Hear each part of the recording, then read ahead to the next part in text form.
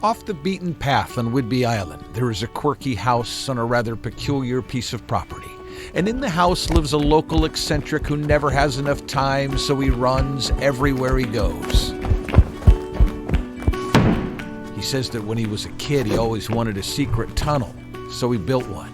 And he built it the same way he built his quirky house, with his own hands and his childlike sense of the kooky and the unconventional.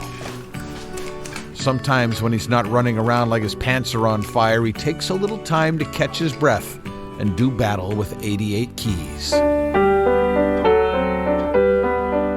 His name is Dean Petrich, and his relationship with the piano is a fascinating thing. He's been tuning and fixing and taking care of them for 45 years. He can take one completely apart and put it back together better than it was. The man loves pianos. But then he'll run around and stop to say something like this. So this is where the piano wood ends up, and then I cut it up into little pieces like this, and I heat my house with pianos. Dean's property is the place where pianos go to die. I can't even open the lid.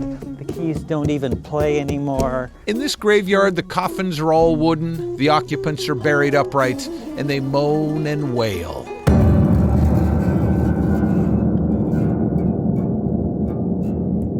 Be good for Halloween.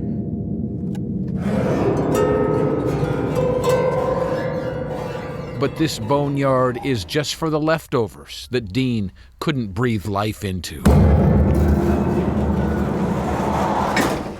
A few feet away is where he keeps his survivors. It seems like a waste to throw out a piano that took so much time to construct. Nah, it's okay, kind of quiet. The truth is, not as many people want pianos in their homes these days. Plus, there are electronic keyboards. People are getting rid of their pianos. Well, there's people all over the country just pushing them in the dump. And I'm thinking, no, I'm a recycler. Is the soundboard any good? Aha, I can see why that note wasn't working.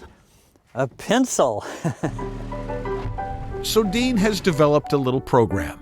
If you have a piano you'd like to get rid of, he'll come and take it off your hands for $200. The other night he got this one in Kenmore. My goal is to get these pianos out in the world and have them played again as instruments.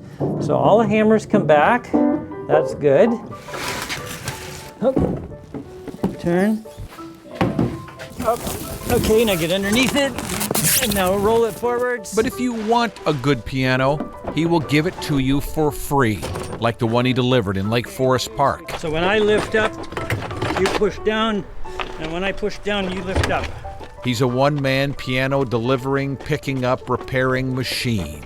Well, it's really satisfying, but the problem is for every piano I give away, I get 20 more coming in. It's true, for every patient he saves, a bunch more come in on stretchers. The piano man can't keep up. How many pianos do you think you've given away? Oh, hundreds. I never counted. And think about what he has done. Sprinkled throughout our region are pianos with refurbished keys and good hammers and solid soundboards, and sitting in front of them are children who are learning how to take what is inside their hearts and turn it into beautiful sounds. All thanks to an eccentric man in a quirky house on a rather peculiar piece of property who always runs, because life is short and there are so many pianos still to save. I'm not after the money anymore. At this point, I just want to get them back in the world and get them used again. Dean, I gotta thank you, man. You're the piano man. You're my hero. This is great, Eric. Well, hey, do you want a piano?